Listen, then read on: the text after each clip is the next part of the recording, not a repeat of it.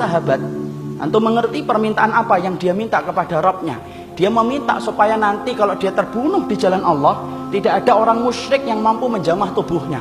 Dan tahukah antum, Asim bin Sabit merupakan seorang sahabat yang banyak diincar oleh orang-orang Quraisy musyrikun, karena sesungguhnya mereka dendam kepada Asim bin Sabit, karena banyak orang musyrikun yang terbunuh dengan pedangnya Asim bin Sabit. Sampai ada seorang wanita yang bersumpah, siapapun yang mampu membawa kepalanya Asim bin Sabit, maka akan dibayar dengan harga yang mahal untuk dijadikan batoknya menjadi tempat khamr, untuk kemudian diminum dengan itu. Masya Allah, Asim bin Sabit akhirnya terbunuh di dalam peperangan. Ketika orang yang membunuh beliau tidak sadar itu adalah Asim bin Sabit, mereka tinggalkan. Sampai kemudian mereka mendapati berita bahwasanya itu adalah Asim bin Sabit yang kepalanya dihargai mahal. Apa yang terjadi? Asim kemudian orang-orang musyrikun balik lagi untuk menemui Asim bin Sabit. Tapi perhatikan bagaimana Allah mengabulkan doanya Asim bin Sabit. Allah bayar kontan itu. Asim bin Sabit ketika jasadnya sudah meninggal dunia, didatangi kembali oleh orang-orang musyrikun. Orang-orang musyrikun ingin menjamah tubuhnya, untuk memenggal kepalanya, dibawa kepada wanita musyrikin yang menjanjikan harga yang mahal. Apa yang Allah turunkan? Allah kirim tawon dan madu untuk nyerang siapapun yang mendekati jasadnya Asim bin Sabit. Setiap ada yang mendekat kepada jasadnya Asim bin Sabit, diserang sama tawon, diserang sama lebah. Mereka kembali mendekat, diserang kembali oleh tawon dan madu.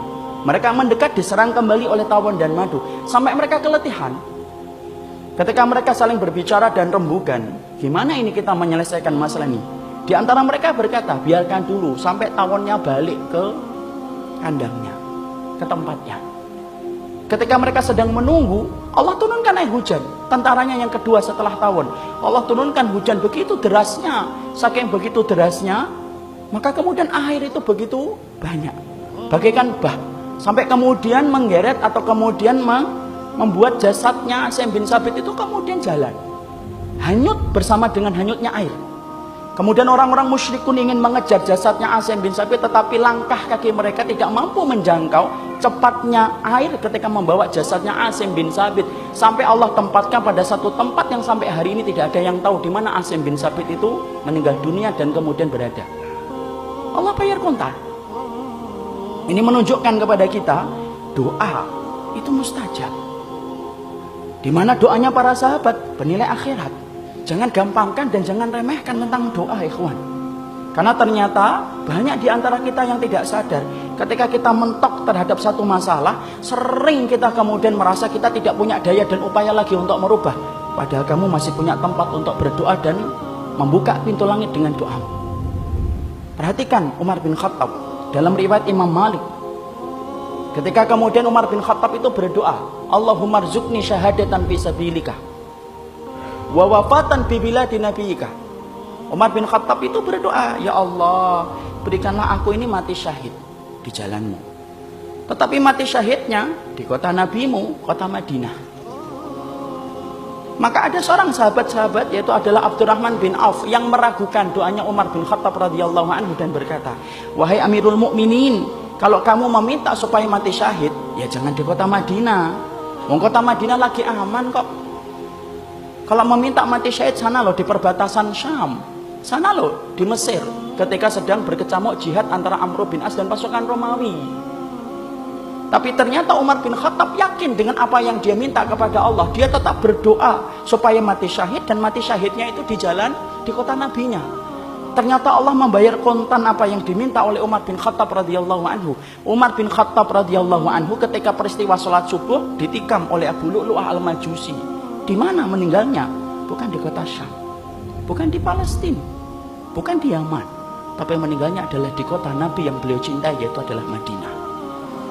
Jadi di situ kita fahami, berdoalah antum kepada Allah dengan cara yang benar. Karena sesungguhnya doa itu merubah yang mustahil menjadi mustajab. Perbanyaklah doa dalam urusan akhirat. Karena sesungguhnya itulah yang menjadi prioritas kita di dalam berdoa. Dan Allah ngajarin, kalau berdoa kepada Allah di dalam ayat ini, maka berdoalah antum kepada Allah dengan antum memuji Allah terlebih dahulu.